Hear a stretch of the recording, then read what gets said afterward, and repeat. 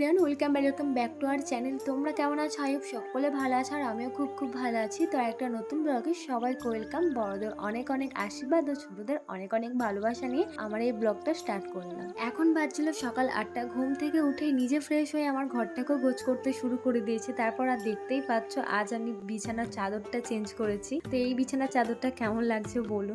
1 hour later. আর হ্যাঁ, তোমাদের তো বলতেই ভুলে গেছি যে আজকে দিনটা কি ছিল। আজকে ছিল হচ্ছে মনসা পুজো। আমাদের গ্রামে খুব ধুমধাম করে বড় করে মনসা পুজো হয়। তো তার জন্য সকাল সকাল স্নান টান করে আলতা পরে নিলাম। আর আলতা পরতে আমার ভীষণ ভালো লাগে, অনেক দিন পরা হয়নি, তাই ভাবলাম আজকে তো পরবো, যেহেতু গ্রামে পুজো আবার যাব। তো এই যে দেখো, আলতা পরে তারপর এদিকে আমি চলে আসলাম হচ্ছে রেডি হতে। আর কোন সাইডে পরবো সেটা তোমাদের দেখালাম। অ্যান্ড আমি যে ব্লাউজটা তৈরি করতে দিয়েছিলাম, তো সেই ব্লাউজটাও দিয়েছে। এখনো দুটো ব্লাউজ দেয়নি, এটাই দিয়েছে। আর আমি ঠিক ব্লাউজের পিঠের কাটিংটা এইরকম করেছি। যেহেতু 3টে ব্লাউজ আমি তৈরি করতে দিয়েছিলাম, তার মধ্য থেকে এই একটা ব্লাউজ দিয়েছে, এখনো দুটো ব্লাউজ আছে। তো বলেছি কিছুদিন পর দিয়ে দেবে।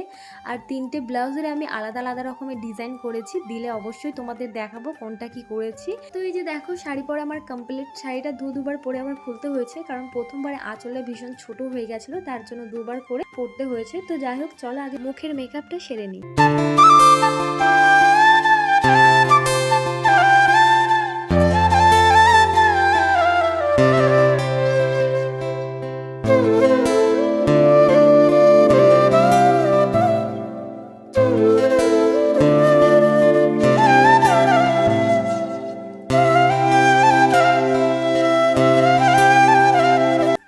কমপ্লিট হয়ে একবারে তোমাদের সাথে দেখা করলাম, কারণ তোমাদের দেখাবো সেরকম টাইম আমার হাতে ছিল না। তার কারণ মনসা পুজোর অঞ্জলি হতে প্রায় 4টের কাছে বেজে যায়। এবার পুজোটা অনেক তাড়াতাড়ি হয়ে গেছিল, আর এটাই আমার বিয়ের প্রথম মনসা পুজো। যখন আমার মাথায় হাসড়ানো হয়নি, তখন বাড়ি থেকে বসে বসে শুনছি মাইকে অ্যানাউন্স করছে অঞ্জলি দেওয়ার জন্য। আর আমাদের বাড়িতে মা উপোস করেছিল, আমি করিনি, কারণ 4টে পর্যন্ত আমি না খেয়ে থাকতে পারবো না, আমার ভীষণ শরীর খারাপ করবে, তার জন্যই করিনি। যদি ভাবতাম যে এত তাড়াতাড়ি অঞ্জলি দেওয়া হয়ে যাবে, তাহলে উপোস করতাম। তো যাই হোক, সবাই মিলে একসাথেই বার হলাম। আমি, মা, কাকিমা, দুটো বোনও সবাই মিলে চললাম আর কি পুজো তলায়।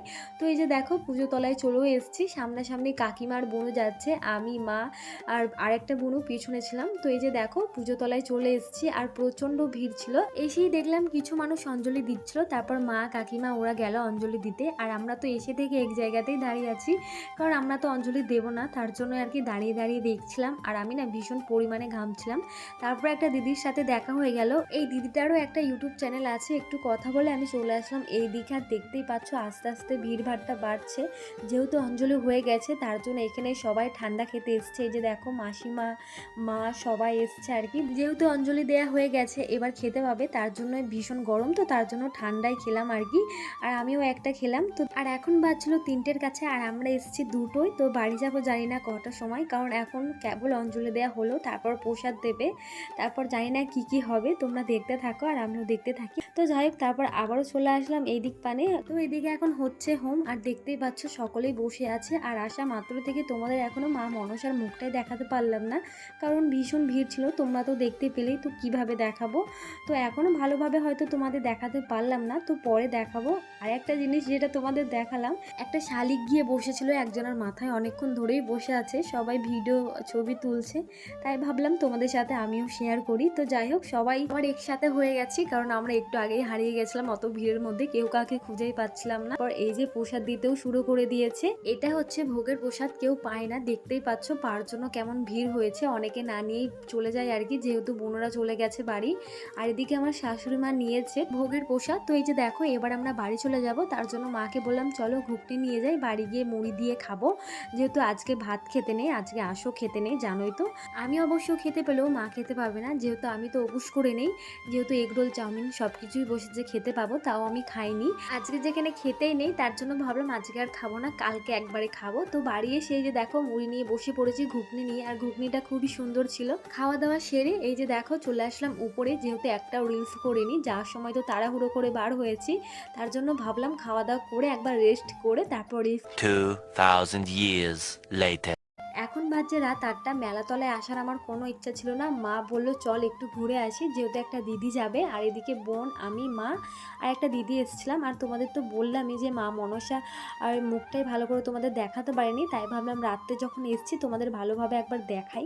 তো এই যে দেখো, তারপর চলে আসলাম এখানে মেলাতলায়, যেহেতু মেলা খুব একটা বসে না। তারপর এখানে আসা মাত্রই আমাদের পছন্দ হয়ে গেল প্রজাপতি এই ময়ূরের স্টিকারগুলো। তো ময়ূরের স্টিকারগুলো ও একটা আমি একটা নিয়েছি, আর প্রজাপতি ও একটা আমি একটা নিয়েছি। আরো কিছু জিনিস নিয়েছিলাম, সেগুলো তোমাদের দেখানো হয়নি। তো যাই হোক, তারপর আমরা চলে আসলাম হচ্ছে ফুচকা খেতে।